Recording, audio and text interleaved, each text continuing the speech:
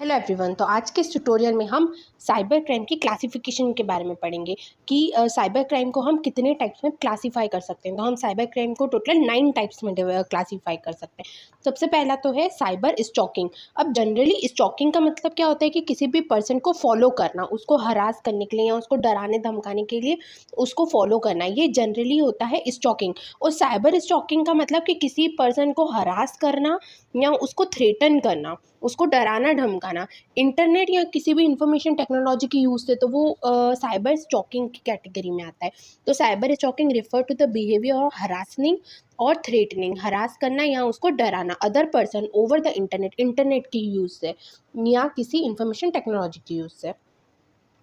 अब cyber stocking में क्या होता है, generally internet, email, chat room etcetera, इन सब की मदद से किसी भी पर्टिकुलर बंदे को टारगेट किया जाता है और उसको हरास किया जाता है।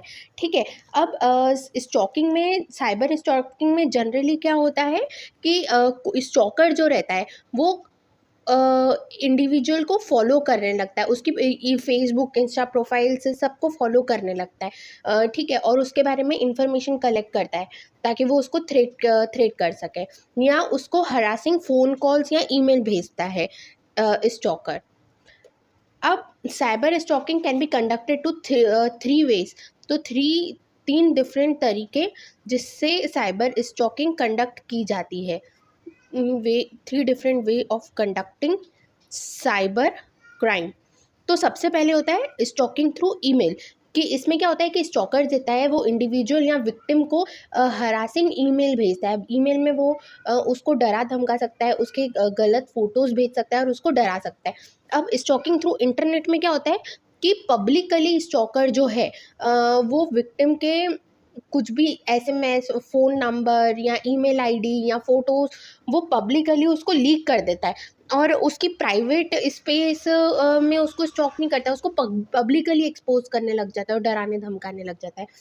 अब स्टॉकिंग थ्रू कंप्यूटर, अब इसमें क्या आता है कि जो स्टॉकर रहता है वो विक्टिम के कंप्यूटर का एक्सेस ले लेता है और जैसे ही उसको विक्टिम के कंप्यूटर का एक्सेस मिलता है तो वो उसकी प्राइवेट इंफॉर्मेशन को एक्सेस करने लग जाता है और उसको डराने धमकाने लग जाता है। अब ये स्टॉकिंग थ्रू कंप्यूटर जो है, इसमें जो स्टॉकर है उसको टेक्निकल होना चाहिए। हर कोई कंप्यूटर के थ्रू स्टॉक नहीं कर सकता। तो टेक्निकल बंदा होगा जिसको पता होगा कि किसी भी दूसरे बंदे को के कंप्यूटर को हैक कैसे करे, वो ही कंप्यूटर के थ्रू स्टॉक कर सकता है। तो ये था सबसे पहला क्लासिफिकेशन, साइबर स्टॉकिंग। अब दूसरा क्लासिफिकेशन होता है हैकिंग। अब हैकिंग का सिंपली मतलब क्या होता है, getting unauthorise access of another computer, किसी और के कंप्यूटर का अनऑथराइज एक्सेस लेना। मतलब आप कोई हैकर जो है वो किसी और के कंप्यूटर का यूज़ करने के लिए ऑथराइज नहीं है, वो सही पर्सन नहीं है, फिर भी वो उसका कैसे ना कैसे करके एक्सेस ले लेता है, तो उसको क्या बोलते हैं कि उसने उसके कंप्यूटर को हैक कर लिया।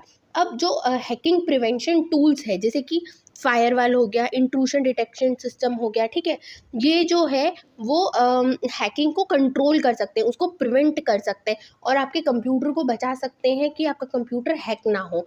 तो ये फायरवॉल एक बहुत कॉमन टर्म है और इंट्रूजन डिटेक्शन सिस्टम, ये दो टूल जनरली इंस्टॉल किए जाते हैं कंप्यूटर में ताकि आपका कंप्यूटर हैक ना हो पाए। थर्ड टाइप के क्लासिफिकेशन में आता है कंप्यूटर वायरस। अब जनरली हम वायरस किसको बोलते हैं, कोरोना वायरस बहुत फेमस है।